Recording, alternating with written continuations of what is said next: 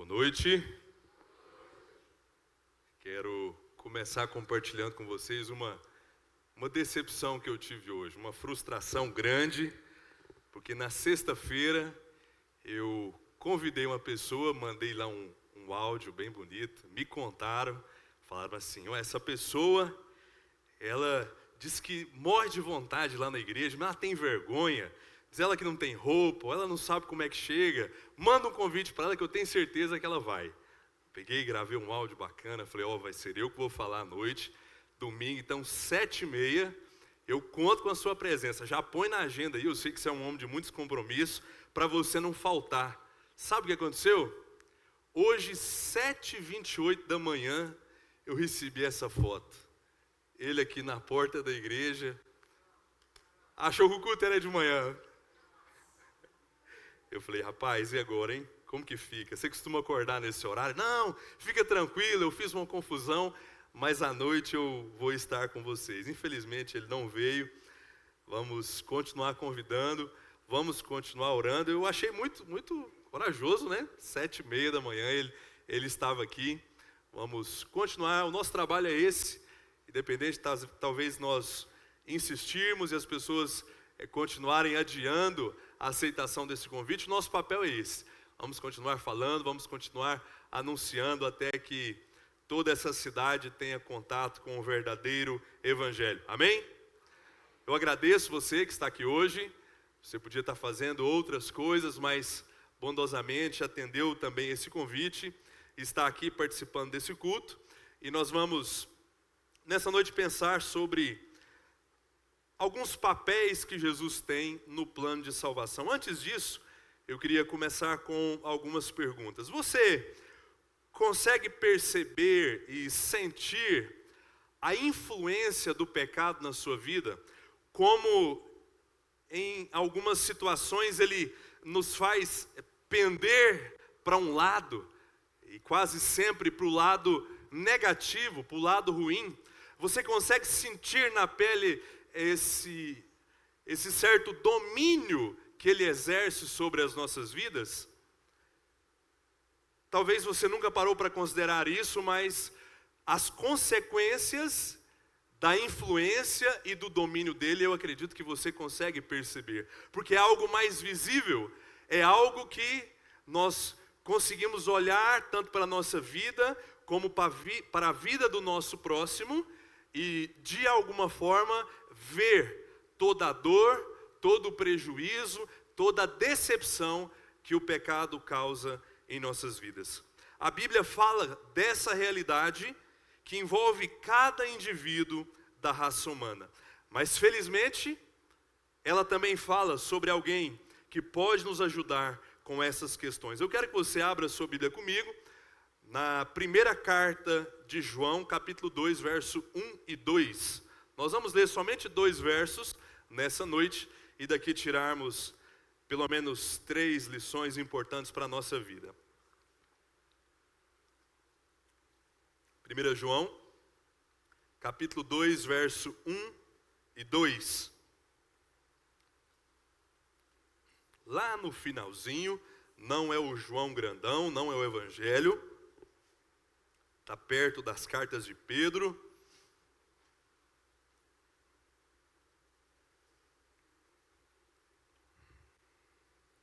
Vamos ler. Meus filhinhos, escrevo-lhes essas coisas para que vocês não pequem. Mas se alguém pecar, temos advogado junto ao Pai, Jesus Cristo, o justo. Ele é a propiciação pelos nossos pecados. Não somente dos nossos próprios pecados, mas também pelos do mundo inteiro. Amém? Somente até aqui, que Deus possa nos ajudar na meditação que nós faremos essa noite. Nós vemos aqui como Jesus é o personagem principal dessa passagem. Como ele está no centro e apresentando para nós alguns aspectos da sua missão, alguns detalhes do seu papel nesse plano gigantesco, esse plano perfeito que Deus elaborou, da salvação de pecadores. Eu quero ver com vocês pelo menos 3 dessas que nós podemos chamar de principais funções que Jesus tem em relação a esse assunto.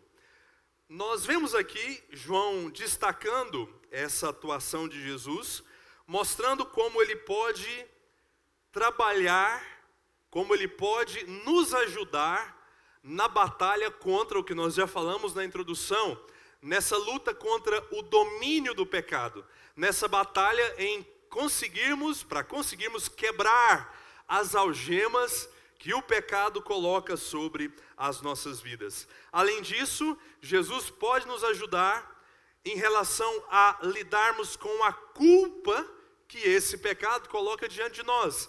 E, em terceiro lugar, ele pode nos ajudar a nos livrarmos da pena que o pecado coloca sobre as nossas vidas. Para nos ajudar, então, a lutar contra esse primeiro aspecto, a lutar contra o domínio do pecado, nós temos uma ênfase aqui em Jesus como sendo uma espécie de treinador, alguém que capacita, alguém que fortalece. Nós vemos isso logo no verso 1, quando nós lemos: escrevo essas coisas para que vocês não pequem. Quando nós pensamos nesta palavra, nessa dominância que o pecado exerce sobre nós, nós precisamos refletir um pouco.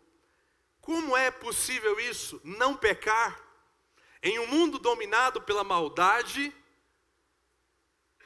como é que isso pode ser possível? Como criaturas caídas e inclinadas para o mal podem cumprir essa ordem e viver longe do pecado? Como isso pode ser possível?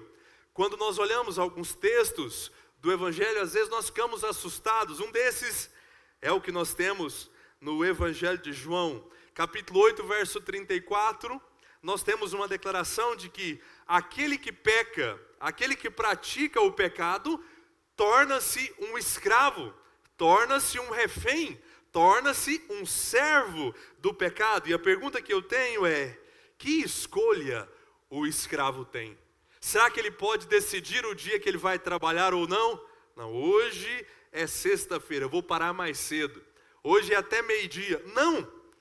Na nossa situação aqui, aquele que peca, aquele que é um escravo, também não pode decidir quando pecar e quando não pecar. Logo nós podemos concluir que sozinhos, e talvez essa seja uma das principais lições que nós vamos encontrar nessa mensagem, sozinhos nós não temos condições de negar as ordens e vencer as ordens do pecado. E escolhermos obedecer livremente a Deus, sozinhos não temos condições para isso.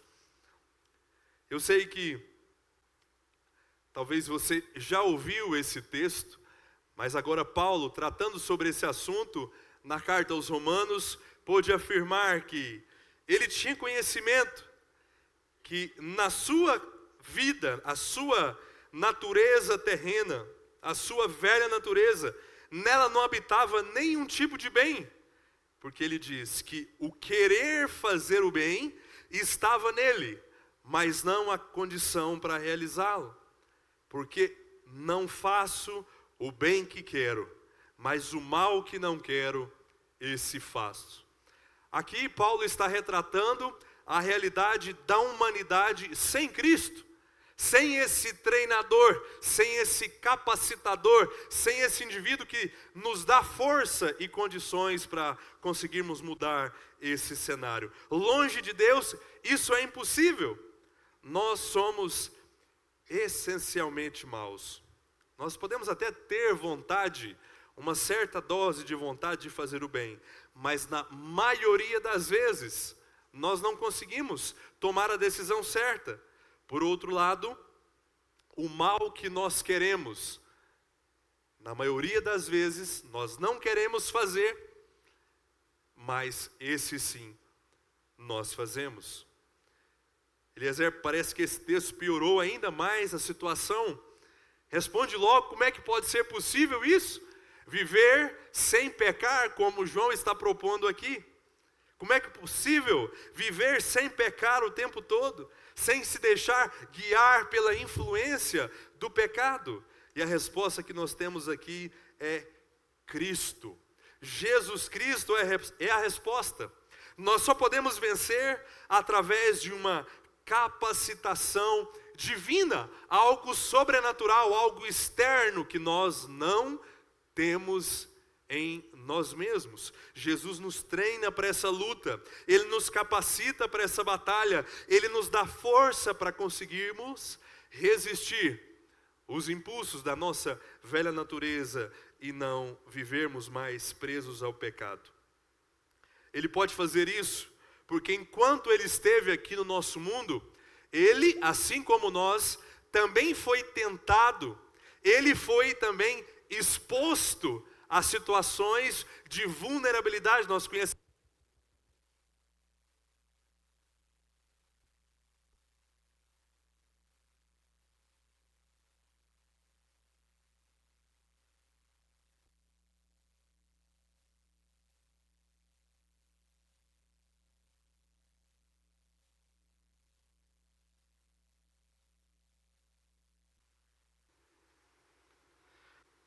Nós conhecemos muito bem alguns episódios, como o episódio da tentação no deserto, onde ele foi exposto pelo menos 3 vezes a pecar contra Deus.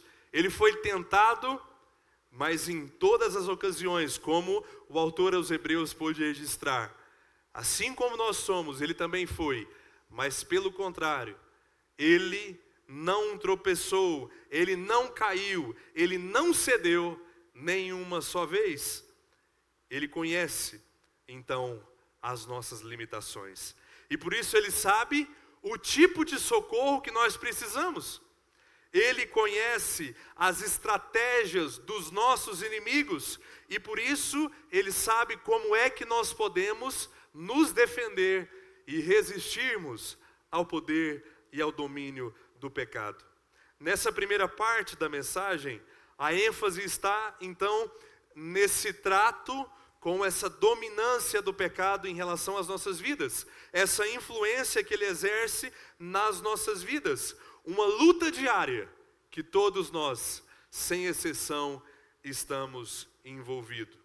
Essa luta onde a cada dia que passa, nós nos tornamos um pouco mais fortes para conseguirmos terminar o dia vencedores, triunfando em relação a essa batalha, tendo condições de dizer não, tendo condições de dizer eu não vou, tendo condições de dizer eu não preciso, eu não posso pecar. Isso é algo que de pouco a pouco, dia após dia, nós vamos recebendo essa força, essa capacitação, esse poder para que nós possamos resistir às propostas, à influência e a essa dominância que ele exerce nas nossas vidas. A grande aplicação que nós temos a fazer aqui, e eu falo especificamente agora com você, você que está nos visitando, você que talvez não tem tanto contato assim com essa mensagem, talvez não conhece ainda com clareza o Evangelho, o plano de salvação, talvez você que está nos acompanhando por essa transmissão. Eu quero afirmar que você não pode continuar lutando sozinho. Eu sei que algumas vezes você já afirmou, eu não presto. Nossa, eu sou uma pessoa mau. Eu já fiz tanta coisa ruim e quero continuar fazendo ainda tanta coisa ruim. Deixa eu mudar algumas coisas primeiro na minha vida. E quando eu ficar uma pessoa menos ruim do que eu sou agora, aí sim, talvez eu me aproxime de Deus. Espera um pouco, para depois eu pensar em fazer um compromisso com a igreja de Deus. Agora não. Eu sou uma pessoa ruim, eu sou uma pessoa má. Eu quero afirmar para você que é impossível que você consiga qualquer progresso, qualquer triunfo duradouro e verdadeiro sozinho, sem essa interferência, sem esse auxílio, sem essa cooperação, sem essa capacitação que nós estamos mencionando aqui. Sem Jesus é derrota na certa. Aqui o escritor está falando a cristãos, pessoas que já tinham sido salvas, que já contavam com o auxílio de Jesus. Por isso ele diz: escrevo-lhes essas coisas para que vocês não pequem. Para o cristão existe essa possibilidade. E a grande observação a fazer aqui é que João não está falando sobre a possibilidade de alcançarmos aqui na terra um nível de perfeição, um estágio avançado, onde nós conseguimos a isenção e a libertação completa do pecado e nunca mais vamos pecar enquanto estivermos aqui na terra. Não é isso que ele está falando, porque aqui nesse mundo, infelizmente, nós estamos ainda vivendo sobre a influência do pecado, estamos vivendo sobre a influência da sociedade, da nossa velha natureza, do diabo, e eventualmente nós vamos tropeçar. Até mesmo aquele que já foi definitivamente salvo, até mesmo aquele que já é um cristão, ele irá tropeçar. Nem sempre ele vai acertar. Mas aqui nós estamos falando da possibilidade de conseguirmos essa libertação quase que total. Total acontecerá na eternidade, como nós bem conhecemos. Mas já dá para experimentar grande parte desse poder que está disponível para nós. Enfim, para nós passarmos para o segundo papel de Jesus, ele é quem nos treina, ele é quem nos capacita, ele é quem nos fortalece para essa batalha diária. Agora, em segundo lugar, nós vamos dar uma ênfase sobre como Jesus pode nos ajudar a lidarmos, a tratarmos com a culpa dos nossos pecados. E aqui entra em cena Jesus como sendo um advogado, alguém que vai se colocar ao nosso lado para intermediar a nossa questão com Deus. O texto diz que se alguém pecar, temos advogado junto ao Pai. Se alguém pecar, temos advogado junto ao Pai. Pensando na culpa, aqui João está falando de um processo contínuo que nós teremos que vivenciar enquanto estivermos aqui na terra. Toda vez que um cristão peca, ele não vai perder a sua salvação e depois ter que ganhar de novo, mas ele perde algo muito precioso, ele perde o seu relacionamento com Deus. De alguma maneira, as duas partes, após o nosso pecado, começam a se evitar, começam a se distanciar uma das outras. Nós vemos isso desde o início da humanidade. Nós sabemos que Deus dá a Adão uma única ordem, diz: não coma do fruto do conhecimento do bem e do mal. E assim que aquele casal desobedece esse mandamento, quebram essa ordem, qual foi a reação instantânea? Procuraram se esconder. Aqui era para estar aparecendo uma figura luminosa representando Deus, caminhando pelo jardim, como nós conhecemos a história. Diariamente ele fazia isso. E aí, após esse ato de desobediência, após esse pecado, a Bíblia nos diz que aquele casal teve medo e quis se esconder. Não houve mais aquele diálogo como acontecia todos os dias quando Jesus passeava buscando ter comunhão e relacionamento com aquele casal. Da parte de Deus acontece esse mesmo movimento. Isaías capítulo 59, verso 2, diz que os nossos pecados têm o poder de fazer com que Deus vire o seu rosto e esconda a sua face de nós. Observe que a relação ela é interrompida, mesmo que momentaneamente. Esse elo, esse vínculo é enfraquecido de alguma maneira através do nosso ato de pecado. E por isso, então, nós precisamos desse processo que nós podemos chamar de reconciliação nossa de cada dia. Todos os dias nós precisamos da intercessão desse advogado. Diariamente nós precisaremos acertar as contas com Deus. Não porque todos os dias nós vamos pecar com alguma ação pecaminosa, por mais que isso possa acontecer, mas também porque às vezes, através dos nossos pensamentos, através das nossas motivações e palavras indevidas, nós ofendemos a pessoa de Deus. E por isso entra em cena a necessidade desse mediador para trazer as duas partes e aproximar novamente, ligar, reconectar Criador e criatura. Felizmente, se nós pecarmos, existe alguém para interceder por nós diante do Pai. Felizmente, nós temos alguém. O termo que foi utilizado aqui por João, que foi traduzido no português para advogado, aparece em outras partes da Bíblia, com outras ênfases, mas esse era um termo que nos tempos bíblicos era utilizado para se referir a alguém que participava de um tribunal, dando algum tipo de assistência, trabalhando como um defensor, algo muito semelhante ao que nós temos no nosso dia, essa figura do advogado. E a pergunta que fica nesse momento é: quem é essa pessoa? Quem é esse indivíduo? Seria um pastor? Seria um padre? Seria um santo falecido? Quem é esse mediador? E existe apenas uma resposta para essa pergunta: Jesus Cristo, o justo. Só pode ser Ele, porque só Ele tem esse título, só Ele pode receber esse rótulo, essa identificação de justo, inocente, perfeito, só Ele.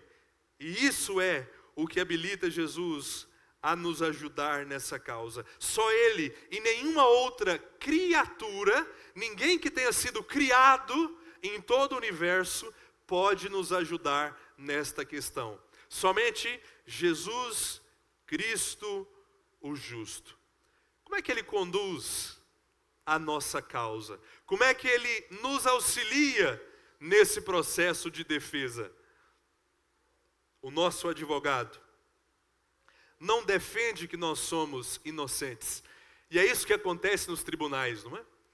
O advogado, com toda intensidade, com toda a sua oratória, com todo o seu discurso ensaiado, cheio de vida, cheio de emoção, enche o peito e, em muitos casos, garante, jura de pé junto, mesmo sabendo da verdade, que o seu cliente é inocente. Jesus não faz isso. Ele não defende que nós somos pessoas boas, e Ele nem tenta encontrar brechas na lei para conseguir nos dar a liberdade. Ele não faz isso. Pelo contrário, Ele reconhece a nossa culpa. E por outro lado, apresenta a sua obra, a obra que Ele fez na cruz, como base para a nossa absolvição. É assim que Ele trabalha. E felizmente, quem tem Jesus como advogado não precisa se preocupar com palavras, não precisa se preocupar com argumentos, não precisa se preocupar em decorar as leis. A única coisa que nós vamos fazer, e a melhor coisa que nós poderemos fazer quando chegarmos na eternidade, é utilizar o nosso direito de ficar em silêncio, não é, Wallace? Talvez essa seja a nossa melhor atitude, porque se nós formos falar alguma coisa, naturalmente nós vamos tentar nos justificar. Olha, Deus, mas eu só fiz isso por causa desse motivo. Ou talvez nós vamos tentar terceirizar a responsabilidade dos nossos atos, dos nossos pecados para outras pessoas. Em resumo, esse plano só funciona porque o nosso advogado, Jesus, Ele pagou a pena por nós. Nós veremos isso com mais detalhes no último tópico da mensagem. Ele foi castigado por nós, Ele morreu no nosso lugar. E isso é o que faz dele o advogado perfeito e o único que pode mediar a nossa causa entre nós e Deus. É importante aqui nós considerarmos a intenção de João quando ele faz essa declaração. Se pecarmos, temos advogado. Ele está falando com aqueles que já são salvos. E a intenção dele não é nos deixar tranquilos e confortáveis para pecarmos. Não é desculparmos, termos um bom motivo para justificar o nosso pecado, mas pelo contrário, é uma intenção de prevenção para que nós não cometamos pecados. Aqui nós vamos evitar dois extremos. Primeiro, nós não devemos nos sentir confortáveis para pecar, porque nós sabemos que Deus já tem a provisão para o perdão que nós precisamos. Essa é uma compreensão equivocada que talvez revela um coração que ainda não nasceu de novo. Alguém que ainda não desfruta da salvação verdadeira. Essa afirmação não pode ser um motivo para nos deixar tranquilos e pecarmos à vontade. Em segundo, nós não devemos exagerar na nossa severidade, no nosso rigor, ao excluirmos pessoas que tropeçarem, pessoas que estão do nosso lado e pecarem, negando a essas pessoas a graça, negando a essas pessoas o perdão, julgando que não existe perdão disponível para elas, e às vezes para nós mesmos. Nós podemos chegar a tropeçar, se é que você me entende, de uma forma mais intensa, que vai causar um prejuízo maior. Isso pode nos fazer olhar para nós mesmos e pensar, isso aqui não dá. Isso aqui é um pecado grande demais. Isso aqui eu acho que não adianta nem eu orar. Deus não vai me perdoar. Não é possível. Eu nem vou perder meu tempo. Isso é terrível. Isso é asqueroso. Não. Nós temos a garantia de que existe perdão disponível para nós. Não vamos ficar confortáveis, não vamos usar isso como desculpa para pecar, mas vamos nos prevenir para que isso não seja realidade na nossa vida. Um destaque importante aqui a fazer é a exclusividade desse advogado. Não só aqui, mas Paulo também fala algo sobre isso, talvez um dos textos mais conhecidos sobre esse assunto, é que existe apenas um mediador, um advogado entre Deus e a humanidade. E essa pessoa é Jesus Cristo. Não se engane. Não existem outros advogados. Não existem outros mediadores. Não existem outros caminhos. Não existem outras pontes. Não existem outras saídas. E nem outro tipo de solução além de Jesus que possa nos livrar da condenação eterna.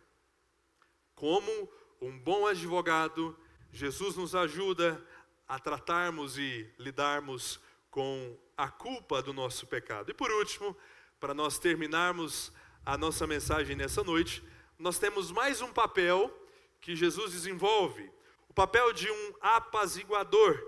E aqui nós vamos pensar um pouco sobre como ele trata sobre a nossa pena, como ele nos ajuda a nos livrarmos da pena dos nossos pecados. No verso 2, nós temos a informação de que ele é a propiciação pelos nossos pecados.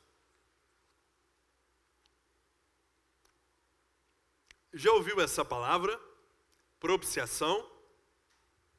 Talvez você nunca tenha escutado ela, mas eu quero te fazer lembrar que talvez em algum momento da sua vida você viu ou leu algo que lembra o conceito de propiciação. A grosso modo, propiciação significa tornar algo propício a nós, tornar algo favorável a nós, algo que era contra nós, passar a ser algo ao nosso favor, apaziguar alguma coisa. A propiciação é o que nos livra da ira de Deus sobre o nosso pecado. E talvez aqueles que gostam de desenho vão se lembrar de uma cena onde acontece algo que nos dá uma ideia do que seria esse conceito de apaziguar a ira. Eu vou te mostrar um episódio de Pica-Pau.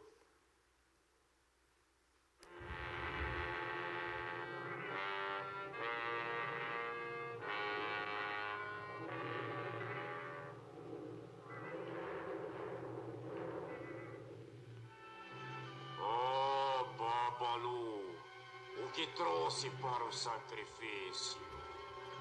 Oh, poderoso vulcano, eu trouxe rabanete e cebolas. Não, eu quero carne fresca. Carne fresca. Carne fresca, um marinheiro? Sim, um marinheiro. Traga-um rápido ou destruirei seu povo. Eu trago um marinheiro. Não era para passar isso para criança não, né? O falso deus Vulcano está pedindo para essa donzela sacrifícios humanos em troca de não destruir o povo, a família, a cidade, o país daquela mulher. E essa ideia existia muito no paganismo, na antiguidade, as falsas divindades, tudo isso fruto da imaginação das pessoas, eram acalmadas com sacrifícios. Então as pessoas pensavam assim: está faltando chuva? O nosso Deus deve estar muito furioso com a gente. Estamos enfrentando fome? Isso é o nosso Deus. Ele está furioso, ele está nervoso com a gente. Doenças estão chegando? Ele está nervoso. Certeza que o nosso Deus está furioso com a gente. E aí, dessa convicção, eles começavam a oferecer oferendas, sacrifícios, bebês recém-nascidos, crianças inocentes, mulheres virgens, donzelas, eram oferecidos. Isso acontecia, não é filme, não é desenho. Nós temos registro de pessoas sendo oferecidas vivas, com esse pensamento de que isso aplacaria a ira das falsas divindades, os falsos deuses que as pessoas cultuavam naquele tempo. Esse desenho tem uma certa semelhança com o que nós estamos vendo aqui, mas nós não podemos colocar no mesmo lado da balança aqui por alguns motivos que nós veremos adiante. Mas só para que você entenda o conceito e a ideia de propiciação.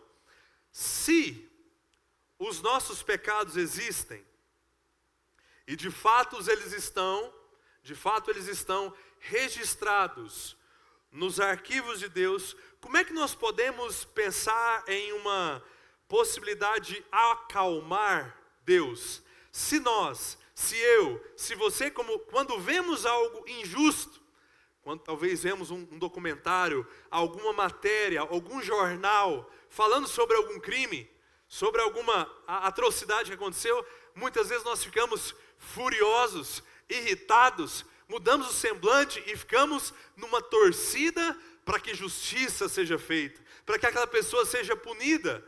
E aí imagine nós, que já temos esse nível e essa sede por vingança, Deus que conhece ainda mais, não só aquilo que saiu na mídia, não só aquilo que as câmeras de segurança registraram, mas aquele detalhe, todas as atitudes, todos os pensamentos e motivações. Como Deus reage diante disso? O salmista Davi, Salmo 5, verso 5, afirma que ele odeia todos os que praticam iniquidade. Ainda no Salmo 7, diz que ele sente indignação todos os dias. Como acalmá-lo? Como apaziguar a ira, a santa ira de Deus? Cristo, mais uma vez, é a resposta. Cristo, o justo.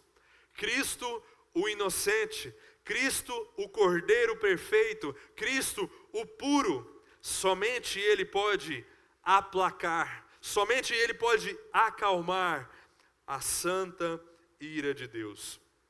Além de estar ao nosso lado, ele assumiu o nosso lugar. Além de conduzir o processo de julgamento da nossa causa, ele assumiu a nossa posição. Ele foi para o banco dos réus. E aqui, nós vemos na história, ele tirando um alvo que estava sobre as nossas costas, que mirava, onde Deus mirava a sua ira, o seu castigo, e ele coloca nas suas próprias costas, para que todo o furor de Deus, para que toda a indignação de Deus contra o pecado fosse depositada sobre os ombros de Jesus. Quando o texto diz que ele é a propiciação, nós compreendemos que apenas Jesus se tornou esse sacrifício que Deus aceitou. Deus aceitou porque somente Jesus, como nós já falamos aqui, poderia ter esse título de ser justo. Se assim não fosse, a morte dele, por mais dolorosa que fosse, por mais traumática que fosse, por mais aterrorizante que fosse, não teria nenhum valor. Qualquer outro pecador ali não poderia satisfazer a sede de justiça de Deus.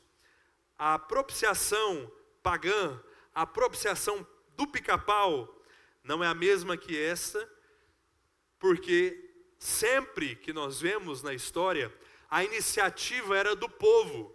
Isso aqui não existia, esse diálogo que nós vemos. Os deuses eram de pau, de pedra, não tinham boca nem ouvido. E aí então, através de uma imaginação fértil dessas pessoas, elas criavam esse caminho, elas tinham essa iniciativa de alguma forma, tentar comprar os seus falsos deuses. A iniciativa era delas. Tudo isso partia do povo. Por outro lado, aqui nós sabemos que a origem do Evangelho, a origem do sacrifício de Jesus, a origem desse plano, ela vem do alto. A origem de tudo isso é divina. Deus criou esse plano, Deus desenvolveu esse plano, e além de ser a origem de tudo isso, ele também é o fim, ele é o destino. Ele cria algo que vai satisfazer a sua própria vontade. Se ele não vem através de nós, se ele não vem até nós, se Deus não nos procura, se ele não prepara essa solução, nós jamais procuraríamos resolver essa situação. Se ele não dá esse passo, se ele não envia ao mundo um Salvador, nós não iríamos nem pensar em uma possibilidade de nos reconciliarmos com ele. Em segundo lugar, o povo fazia isso na intenção de manipular os seus deuses. Por outro lado, aqui nós vemos que Deus define esse plano e ele não aceita negociações, ele não aceita acordos, ele não aceita adulterações nesse contrato. Nós não podemos escolher, não, Deus, eu quero ser salvo por boas obras, eu quero ser salvo por sacrifícios, eu quero ser salvo por penitências. Não, isso já vem formatado e nós não podemos alterar, nós não podemos negociar com Deus e vermos talvez aquilo que fica melhor e mais interessante para nós. Algo para destacarmos aqui é o alcance dessa obra. João diz que esse sacrifício tem um valor, tem uma eficácia, não somente pelos nossos próprios pecados, mas também pelos do mundo inteiro. Vamos identificar aqui esses dois grupos que João menciona. Primeiramente, nossos próprios pecados. Quem são os destinatários de João? Ele está escrevendo para judeus, ele está escrevendo para israelitas que se converteram ao cristianismo. Então, quando ele diz filhinhos, lá no início do capítulo 2, ele está falando sobre esse povo, sobre os judeus. Então, nós precisamos nos lembrar aqui que, primeiramente, o Evangelho foi anunciado, pregado, ofertado para as pessoas que faziam parte do povo de Jesus, que tinham o mesmo sangue dele, que viviam ali naquele mesmo país. O Evangelho foi pregado primeiramente para essas pessoas, pessoas que eram sangue do sangue de Jesus. Esse privilégio, infelizmente, deixou o coração desse povo arrogante, deixou eles egoístas, ao ponto deles pensarem que a salvação era só para eles, ao ponto deles pensarem que as outras nações, as outras pessoas não poderiam ter acesso à salvação encontrada em Cristo. Ao longo do Novo Testamento, nós vemos esse debate sendo desenvolvido, até que lá na frente, depois de muita dificuldade, depois de muita tensão, eles conseguem mudar a sua compreensão e acolher com bons olhos a inclusão de outras pessoas, outros povos na família de Deus. Por esse motivo, mais uma vez, João reforça a imparcialidade de Deus no alcance desse plano de salvação. Não precisa explicar o conceito aqui de mundo inteiro. Ele está falando sobre todas as outras nações, todos os outros povos, todas as outras etnias, raças, gênero, classes e tipos de pessoas. Essa obra se estende igualmente a todos os tipos de pessoas, sem exceção.